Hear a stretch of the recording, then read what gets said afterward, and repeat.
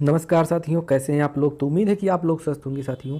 ये हमारा हिंदी का जो वीडियो है, हिंदी सामान्य हिंदी, इसमें क्या वाक्यांश के लिए एक शब्द। एक्चुअली बात क्या थी, पहले हम 10 का दम लाते थे, 10 का दम।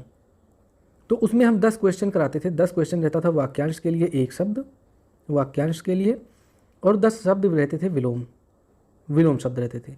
एक्चुअली इसको ध्यान में रख के आरओ की परीक्षा को ध्यान में रख के ये शुरू किया गया था। लेकिन कुछ लोगों ने कहा कि नहीं सर, एक कंप्लीट वीडियो लाइए, चाहे वाक्यांश हो या फिर हो विलोम। तो हमने कोशिश किया है और ये आपके लिए कंप्लीट वीडियो रहेगा कि इसमें हमने लगभग 50 से 60 वाक्यांश लिए हैं जो पूछे ही जाते हैं, बार बार आते हैं, जैसा कि आपको देखने में लग रहा है पहला क्वेश्चन जो है। तो इसी तरह से हम इसमें पढ़ेंगे। तो देर न करते हुए स्टार्ट करते हैं। और सबसे पहले आपसे रिक्वेस्ट है कि अगर आप चैनल पर नए हो तो चैनल को सब्सक्राइब जरूर कीजिएगा। कि जो पहले कभी ना हुआ हो, तो जो पहले कभी ना हुआ हो, ऑप्शन ये है अद्भुत, ऑप्शन बी है अभूतपूर्व, ऑप्शन सी है अपूर्व, ऑप्शन डी है अनुपम। तो इसके लिए क्या, जो एक शब्द क्या होगा, अभूतपूर्व। अभूतपूर्व। जो पहले हुआ हो तो उसके लिए क्या शब्द है। मान लो अगर होता कि जो पहले हुआ हो, तो जो पहले हुआ हो उसके लिए एक शब्द है भूतपूर्व। भूतपूर्व। देखो, विधायक मंत्री जो रहते हैं, जो पहले हो चुके होते हैं, तो उनको कहते हैं भूतपूर्व विधायक या भूतपूर्व सांसद या भूतपूर्व मंत्री, क्योंकि वो पहले हो चुके होते हैं। और जो कभी भी ना हुए हों उन्हें कहते हैं अभूतपूर्व। तो इसका ऑप्शन क्या सही हो जाएगा, ऑप्शन सही हो जाएगा बी। अगला प्रश्न देखते हैं कि जो कहा ना जा सके। तो ऑप्शन ए है अकथनीय, ऑप्शन बी है अक्षम्य, ऑप्शन सी है अजर, और ऑप्शन डी है अगम्य। तो इसका जो कहा ना जा सके, ऑप्शन ए है अकथनीय। अक्षम्य मतलब जिसे क्षमा ना किया जा सके, जिसे क्षमा न किया जा सके, किया जा सके।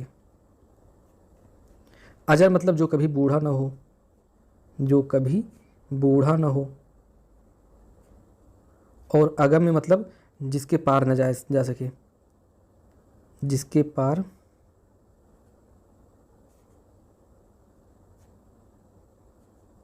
न जाया जा सके। अगला प्रश्न देखते हैं कि जो सब कुछ जानता है। तो जो सब कुछ जानता है उसके लिए एक शब्द, तो उसके लिए है सर्वज्ञ, क्योंकि यहाँ पे सर्व लगा है। सर्व मतलब सब कुछ। यहाँ पे थोड़ा सा हमें कीवर्ड देखना है, सब कुछ। अज्ञ मतलब जो कुछ न जानता हो, जो कुछ न जानता हो, जानता हो उसे क्या कहते हैं, अज्ञ कहते हैं। विशेषज्ञ जो किसी एक विषय का विशेषज्ञ हो, ज्ञाता हो, किसी एक विषय का ज्ञाता हो, उसे क्या कहते हैं, विशेषज्ञ कहते हैं। कृतज्ञ किसे कहते हैं, जो उपकार मानता हो, जो उपकार मानता हो, उसे क्या कहते हैं, कृतज्ञ कहते हैं। अगला प्रश्न देखते हैं। तो इसका ऑप्शन क्या सही हो जाएगा, सर्वज्ञ। जो सब कुछ जानता हो उसे क्या, सर्वज्ञ कहते हैं। नेक्स्ट प्रश्न देखते हैं, चौथा प्रश्न कि समय की दृष्टि से अनुकूल। अनुकूल, ऑप्शन ये है अनुकूल, ऑप्शन बी है समय समानुकूल, और ऑप्शन सी है प्रतिकूल, ऑप्शन डी है समयानुकूल। देखो, यहाँ पे आप कंफ्यूज हो जाएंगे, समानुकूल, क्योंकि आप पूरा नहीं पढ़ेंगे और समा देखा तो आपको लगा कि लिखा हुआ क्या, समयानुकूल। समय की दृष्टि से अनुकूल क्या कहलाता है, समयानुकूल। ऑप्शन नंबर डी सही है, बाकी ये सब गलत है। जिसकी गर्दन सुंदर हो, क्या हो, सुंदर हो, उसे क्या कहते हैं, सुदर्शन या सुगत या सुगर्दन या सुग्रीव। तो जिसकी गर्दन सुंदर हो उसे कहते हैं सुग्रीव, क्योंकि इसका सही जो है जिसकी ग्रीवा सुंदर हो। ग्रीवा मतलब होता है गर्दन, जिसकी ग्रीवा सुंदर हो, सुंदर हो। अब आप सुग्रीव को मन में याद कर रहे होंगे, सुग्रीव का वो ऐसे थे, तो उनका मुंह ना याद कीजिए, गर्दन की बात कर रहे हैं इसमें, तो सुग्रीव होते हैं, क्योंकि वो तो वानर थे ही। लौकिक, लौकिक मतलब क्या होता है, पकड़ लिया गया, या एक समान दिखने वाला, या लौकी से बना हुआ, या जो इस लोक की बात करता हो। ऑप्शन नंबर डी सही है कि जो इस लोक की बात करता हो उसे कहते हैं लौकिक। जो दूसरे लोक की बात करता हो, दूसरे लोक की, उसे क्या कहते हैं, उसे कहते हैं पारलौकिक, पारलौकिक। अगला प्रश्न देखते हैं, स्त्री एवं पुरुष का जोड़ा क्या कहलाता है, पति पत्नी, युग्म या युगल या दंपति। स्त्री एवं पुरुष का जोड़ा क्या कहलाता है, पति पत्नी ऑप्शन है, ऑप्शन बी है युग्म, ऑप्शन सी है युगल, और ऑप्शन डी है दंपति। तो स्त्री पुरुष का जोड़ा कहलाता है दंपति। दंपति, ऐसा पति जिसका दम रोज निकाला जाता हो। युग्म, देखो शब्द युग्म हो जाता है, किसके साथ कौन सा शब्द जोड़ना है, ये एक विशेषण जो होता है ना वो एडाप्ट करता है। युगल देखो इसके लिए सही सटीक शब्द होता है प्रेमी युगल। प्रेमी युगल कहीं कहीं न्यूज़ में देखने को मिलता होगा, प्रेमी युगल ने एक ही फंदे से फांसी लगा ली, मतलब इस तरह की न्यूज़ आती रहती है। तो युगल कहाँ इस्तेमाल होता है? प्रेमियों के संदर्भ में। दंपति जो है ये कहाँ इस्तेमाल होता है? ये जो पति पत्नी के जोड़े में, मतलब जो स्त्री पुरुष का जोड़ा होता है उसे। अगला प्रश्न देखते हैं, जंगल में लगने वाली आग को क्या कहते हैं? तो जंगल में जो आग लगती है उसे कहते हैं, क्या कहते हैं? दावानल। Option B. जठरानल, ये पेट में, मतलब जठर जिसको कहते हैं, पेट को कहते हैं जठर। जठर में लगने वाली आग, जैसे जब आप भूख से बहुत पीड़ित हो चुके होते हैं तो उसमें जो आग लगती है कहती है आग जल रहा है। जठर में लगने वाली आग क्या कहलाती है? जठरानल। बड़वानल, ये समुद्र में लगने वाली आग है। समुद्र में लगने वाली आग है। अगला प्रश्न देखते हैं, विधानमंडल द्वारा पारित या स्वीकृत विधि, ऐसी विधि जो विधानमंडल द्वारा पारित या स्वीकृत किया गया हो तो अधिनियम कहा जाएगा या नियम कहा जाएगा या विनिमय कहा जाएगा या अध्यादेश? अध्यादेश देखो राष्ट्रपति या राज्यपाल लगाता है तो अध्यादेश है नहीं। बाकी विनिमय और नियम तो है ही नहीं। आपको अध्यादेश पे कन्फ्यूजन हो रहा था, इसको मैंने सिरे से खारिज कर दिया, रीजन बता के। तो विधानसभा या विधानमंडल द्वारा क्या पारित किया जाता है? अधिनियम। ऑप्शन नंबर ए सही है। अगला प्रश्न देखते हैं, वर्णनातीत। देखो जब किसी में तीत शब्द लग जाए तो क्या मतलब उसका होता है? से परे, से परे। तो वर्णनातीत मतलब अतीत का वर्णन या अच्छा वर्णन या छिपा वर्णन या वर्णन से परे। तो ऑप्शन नंबर बी है। अगर यहीं पे शब्द आता है कल्पनातीत तो कल्पना से परे। आशातीत, आशा से परे। अगला प्रश्न देखते हैं, कार्य को नए ढंग से करने की पद्धति क्या कहलाती है? पारस्परिक या नवागत रूप या नवीनीकरण या आधुनिकीकरण? तो नए ढंग से मतलब मॉडर्नाइजेशन हो रहा है तो ऑप्शन नंबर डी सही होगा, आधुनिकीकरण। कोई कार्य अगर नया हो रहा है तो उसे क्या कहते हैं? नवीनीकरण कहते हैं। नवागत रूप और पारस्परिक तो आप जानते हैं इससे संबंधित नहीं है। जिसने देश के साथ विश्वासघात किया हो उसे क्या कहते हैं? बागी या विश्वासघाती या देशद्रोही या विद्रोही? तो ऑप्शन नंबर सी है, देशद्रोही। अगला क्वेश्चन देखते हैं कि निश्चित समय के भीतर पत्र का उत्तर न प्राप्त होने की दशा में अनुबोधक के रूप में, अनुबोधक मतलब याद दिलाने के रूप में भेजा जाने वाला पत्र, तो हम याद दिलाने के लिए पत्र भेजते हैं तो उस पत्र को क्या कहते हैं? उसको कहते हैं अनुस्मारक। ऑप्शन नंबर डी सही है। वह स्त्री जिसकी कोई संतान ना हो, ऑप्शन ए कुलटा, ऑप्शन बी बांझ, ऑप्शन सी अप्रसूता, ऑप्शन डी विधवा। तो जिसकी कोई संतान ना हो तो वो बांझ कहलाती है। ऑप्शन नंबर बी सही है। अगला प्रश्न देखते हैं, रसास्वादन। रसास्वादन को मतलब का अर्थ क्या है? किसी रस से भरा होना या किसी विषय में मस्त रहना या किसी रस का उपभोग करना या किसी बात में रुचि लेना। किसी रस का उपभोग करना या किसी रस का स्वाद लेना क्या कहलाता है? रसास्वादन कहलाता है। पत्र या प्रश्नादि के उत्तर की अपेक्षा करने वाला उत्तरीय, उत्तरायणी या उत्तराधिकारी या फिर उत्तरापेक्षी? उत्तर और अपेक्षी, क्या उत्तर प्लस अपेक्षी, अपेक्षी मतलब अपेक्षा करने वाला, तो क्या हो जाता है? उत्तरापेक्षी। कैसे शब्द बनाइए? दीर्घ संधि के द्वारा ये शब्द बना, दीर्घ संधि, दीर्घ संधि। तो ऑप्शन नंबर डी सही होगा।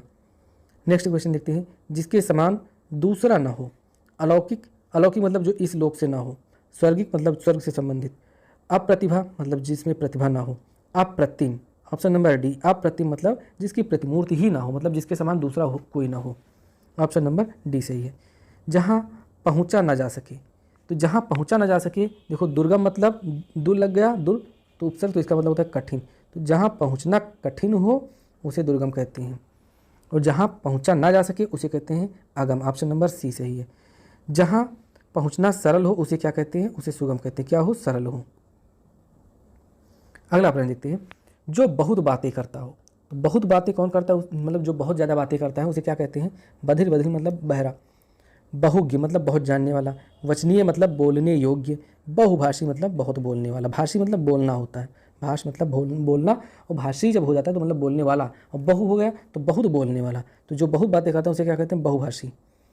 अतिवृष्टि, अतिवृष्टि मतलब जब ऑप्शन देखो क्या है? अत्यधिक विचार करना, ऑप्शन बी अत्यधिक वर्षा होना, ऑप्शन सी अत्यधिक संतुष्ट होना, ऑप्शन डी अत्यधिक सूखा पड़ना।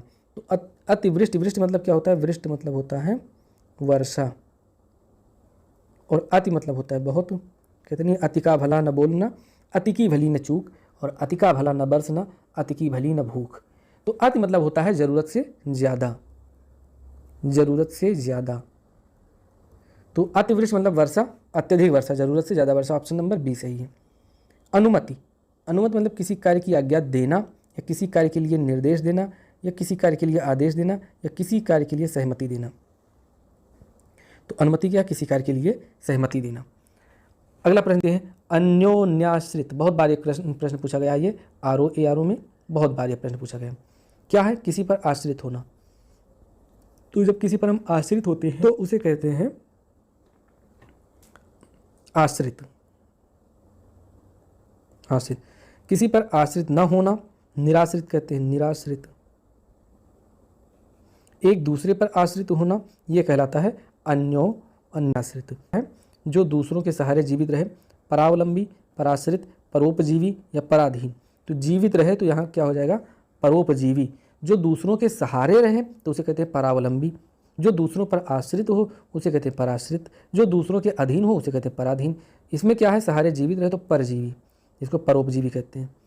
दो पर्वतों के बीच की भूमि क्या कहलाती है, उसे कहते हैं घाटी। ऑप्शन नंबर बी सही है। अगला प्रश्न देखते हैं, जिसे पार करना कठिन हो। कठिन शब्द आ गया तो हम क्या ढूंढेंगे, उपसर्ग। उपसर्ग ढूंढेंगे दूर। देखो किस में मिल रहा है, निगम नहीं है, आगम नहीं है, दुर्गम, यही सही है, ऑप्शन नंबर सी। अगम्य मतलब आ लग जाए तो आ मतलब हो जाता है क्या, नहीं। तो गम्य मतलब जाने योग्य, गम मतलब जाना, और या लग गया प्रत्यय तो योग्य हो जाता है, तो जाने योग्य। तो जो जाने योग्य नहीं हो उसे कहते हैं अगम्य। जो शत्रु की हत्या करता हो शत्रुहंता कहलाता है। इसमें क्या है, शत्रुघ्न, शत्रु का हनन करने वाला, क्या, शत्रु का हनन करने वाला क्या कहलाता है, शत्रुघ्न। तो ऑप्शन नंबर ए सही है। जो जन्म से अंधा हो जन्मांध कहते हैं।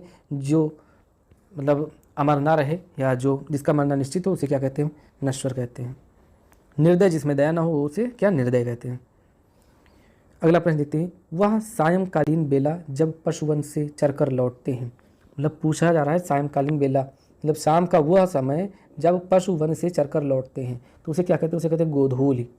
गो, जब गाय चलती हैं, गो मतलब गाय बैल दोनों होते हैं, क्या, गाय बैल, इसीलिए तो गोपाल कहते हैं। गोपाल मतलब गाय पालने वाला ही थोड़ी, गाय बैल मतलब जो गोवंशी है, गोवंश को पालने वाला, को पालने वाला क्या कहलाता है, गोपाल कहलाता है। तो गाय जब लौटती हैं जंगल से चारा वारा चर करके, तब क्या, उस समय देखो शाम का टाइम होता है और धूल उड़ने लगती है। जिस रास्ते से गाय भैंस निकलती हैं धूल उड़ने लगती है, तो वो एक पर्टिकुलर समय क्या नाम दे दिया गया, उसको नाम दे दिया गया गोधूलि। तो वह सायंकालीन बेला जब पशु वन से चरकर लौटते हैं क्या कहलाती है, गोधूल कहलाती है। सूर्यास्त, जब सूर्य अस्त होता है। सायं वेला मतलब शाम की बेला। अपराह्न मतलब दोपहर के बाद का समय। जिसके आर पार देखा जा सके, दूरदर्शी, सूक्ष्मदर्शी, पारदर्शी या अतलदर्शी। तो ऑप्शन सी है पारदर्शी। जिसके आर पार देखा ना जा सके तो उसको क्या कहते हैं, उसे कहते हैं अपारदर्शी। अपारदर्शी। दूरदर्शी मतलब क्या, दूर की सोच रखने वाला। अगला प्रश्न देखते हैं, किसी के प्रति उदारता एवं कृपापूर्वक किया जाने वाला व्यवहार क्या कहलाता है, विग्रह, निग्रह, अवग्रह, अनुग्रह। ऑप्शन नंबर डी क्या है, अनुग्रह। अनुग्रह। हर काम को देर से करने वाला, दीर्घदर्शी, अदूरदर्शी, विलंबी या दीर्घसूत्री। तो ऑप्शन नंबर डी है, क्या है, दीर्घसूत्री। दीर्घसूत्री मीन्स क्या होता है, काम को देर से शुरू करने वाला। कोई भी काम दे दो तो वो उससे देर से शुरू होगा, तो क्या कहलाता है, दीर्घसूत्री। अनुशासनात्मक कार्यवाही की प्रक्रिया के फलस्वरूप पद से नीचे उतरना। जैसे आप 4200 ग्रेड पेपर हैं और आपने कुछ ऐसा कार्य कर दिया जो अनुशासन के मतलब विरुद्ध है, तो आपको वो आपके पद से 4200 से 2800 पर ला दिया, तो उसे क्या कहा जाएगा कि आपकी क्या हो गई, आपकी पदावनति हो गई। पदावनति मतलब पद की अवनति, अवनति मतलब नीचे आ गए। और यहीं पे 4200 से अगर आप 4600 पर पहुंच गए तब क्या कहे जाएंगे कि आपकी पदोन्नति हुई, पदोन्नति हुई। तो ऑप्शन क्या इसमें सही, ऑप्शन सही है डी, पदावनति। आयु में बड़ा व्यक्ति, आयु में बड़ा व्यक्ति कनिष्ठ, कनिष्ठ मतलब छोटा होता है, वरिष्ठ मतलब बड़ा होता है, ज्येष्ठ। तो आयु में बड़ा व्यक्ति क्या होता है, ज्येष्ठ। अगला प्रश्न देखते हैं, वह वस्तु जो नाशवान हो, तो जो नाशवान हो उसे क्या कहते हैं, उसे कहते हैं नश्वर। वह स्त्री जिसे पति ने त्याग दिया है तो उसे क्या कहते हैं, कुलटा, परकीया, परित्यक्ता या बांझ। तो परित्यक्ता मतलब त्याग की गई, दूसरे के द्वारा त्याग की गई हुई। साहित्य से संबंध रखने वाला, साहित्यिक, लेखक, कवि, नाटककार है तो सब, लेकिन ये पर्टिकुलर शब्द के बारे में पूछ रहा है। तो साहित्य से कौन संबंध रखता है साहित्यिक। जिसका भोजन दूध ही होता है उसे क्या कहते हैं, शाकाहारी, द्रव्याहारी, दुग्धाहारी या मांसाहारी। तो सीधी सी बात है, कीवर्ड यहाँ पे आप ढूंढ लीजिएगा, दुग्धाहारी। अगला प्रश्न है, जो सरलतापूर्वक प्राप्त किया जा सके, सरल, सुलभ, सुंदर, सुप्राप्य। तो ऑप्शन नंबर डी इसका सही है, क्या हो जाएगा, सुप्राप्य। अगला प्रश्न देखते हैं कि बिना घर का, जिसका घर ना हो उसे क्या कहते हैं, अनाथ, अनाहत, अनिकेत या अनिग्रह। देखो यहाँ पे ऑप्शन नंबर सी सही होगा, क्योंकि निकेत मतलब होता है क्या, निकेत किसका पर्यायवाची, ये है घर का पर्यायवाची। और आ लग गया तो आ मतलब क्या, नहीं। तो जिसका मतलब बिना घर का जो हो उसे क्या कहते हैं, अनिकेत कहते हैं। ऑप्शन नंबर सी सही है। प्रत्युत्पन्न मति, ये देखो बना हुआ किस शब्द से बना है, प्रति प्लस उत्पन्न और प्लस जो यहाँ पे है मति, क्या, उत्पन्न और फिर मति। तो जब ये यहाँ से जुड़ा तो यड़ संधि के द्वारा क्या बन गया, प्रत्युत्पन्न, और मति इधर जुड़ गई। तो इसका मतलब क्या होता है कि उत्तर ना देने की क्षमता नहीं, जो तत्काल उत्तर दे सके, या जो फिर से उत्पन्न हुआ हो, या जिसकी बुद्धि में नई नई बातें उत्पन्न होती हों। तो ऑप्शन नंबर डी है, जिसकी बुद्धि में नई नई बातें उत्पन्न होती हैं उसे क्या कहते हैं, प्रत्युत्पन्न मति। अगला प्रश्न देखते हैं 38 नंबर प्रश्न कि अगोचर किसे कहते हैं, जिसका अनुभव शरीर को ना हो, या जिसका अनुभव हृदय को ना हो, या जिसका अनुभव इंद्रियों को ना हो, या जिसका अनुभव बुद्धि को ना हो। तो जिसका अनुभव इंद्रियों को ना हो उसे क्या कहते हैं, अगोचर कहते हैं। तुम हो एक अगोचर, सबके प्राणपति। तो इसका आंसर क्या सही हो जाएगा, आंसर सही हो जाएगा ऑप्शन नंबर सी। पार्थिव, पार्थिव का मतलब क्या होता है, तो पार्थिव का मतलब देखते हैं, जिसका संबंध मनुष्यों से हो, नहीं जिसका संबंध पृथ्वी से हो, या जिसका संबंध ईश्वर से हो, या जिसका संबंध प्रथा से हो। तो ना तो ये है ईश्वर से और ना है मनुष्य, आप यहाँ पे दो कन्फ्यूज होते होंगे, प्रथा और पृथ्वी। तो कहते हैं नहीं, पार्थिव, पार्थिव कहाँ से संबंधित है, पृथ्वी से। अब पृथ्वी कैसे बना, एक पृथु, पृथु में जब ई प्रत्यय लगा तो ये ई बन गया इधर, इधर ऊ है, ऊ के बाद कोई भिन्न स्वर आया तो ये पृथ आधा था हो गया, ये ऊ किस में बदल गया, वा में बदल गया, लेकिन मात्रा किसकी चढ़ गई, ई की चढ़ गई मात्रा। तो ये क्या बन गया, ये बन गया पृथ्वी। इस तरह से पृथ्वी की मतलब रचना हुई है। तो पृथ्वी से जो संबंधित उसे क्या कहते हैं, पार्थिव कहते हैं। प्रश्न है युयुत्सु, युयुत्सु मतलब क्या होता है, तो किसे कहते हैं युयुत्सु। तो पहला ऑप्शन है दूसरों को हंसाने वाला, दूसरा ऑप्शन है युद्ध करने का इच्छुक, तीसरा ऑप्शन है लड़ाई में शहीद हो जाने वाला, या डी ऑप्शन है सदा अमर रहने वाला। देखो युयुत्सु जो होता है, युयुत्सु मतलब होता है युद्ध करने का इच्छुक। तो ऑप्शन क्या सही हो जाएगा, ऑप्शन नंबर बी सही होगा। पहली बात तो ये। फिर अगर बात करते हैं हम किसकी बात करते हैं, एक शब्द और होता है युयुत्सा, युयुत्सा ये क्या है, ये है युयुत्सु। तो जिसमें ऊ की प्रत्यय लगा हो उसका मतलब होता है इच्छुक। युयुत्सा मतलब युद्ध की इच्छा रखने वाला, नहीं युद्ध की इच्छा रखना, युद्ध की इच्छा रखना क्या कहलाता है, युयुत्सा। अगला प्रश्न देखते हैं जिजीविषा, जिजीविषा, जिजीविषा मतलब जीवन से मुक्ति की इच्छा, जीवन की इच्छा या जीविका कमाने की इच्छा, या किसी चीज़ को पाने की तीव्र उत्कंठा। तो क्या है ये, जिजीविषा मतलब जीवन की इच्छा, और इसको और हम सीधे से कहें तो जीने की इच्छा, जीने की इच्छा क्या कहलाती है, जिजीविषा। अगला प्रश्न अंकेक्षक, अंकेक्षक मतलब क्या होता है, आय व्यय के आंकड़ों की जांच करने वाला, या अंगरक्षकों का कर्म निर्धारित करने वाला, या अंकों के साथ खेलने वाला, या गणना करने वाला। तो आय व्यय के आंकड़ों की जांच करने वाला क्या कहलाता है, अंकेक्षक। अगला प्रश्न देखते हैं पृष्ठव्य, पृष्ठव्य मतलब पूछने योग्य या बीता हुआ, या जिससे प्रश्न पूछा जा सके, या पीछे देने योग्य। तो पृष्ठव्य मतलब पूछने योग्य होता है, ऑप्शन नंबर ए सही है। यायावर बहुत बार पूछा गया ये, तो जिसके जीवन का कोई निश्चित उद्देश्य न हो, या किसी भी वस्तु को अकस्मात प्रस्तुत करने वाला, या एक स्थान पर टिक कर न रहने वाला, या इधर उधर निरुद्देश घूमने वाला।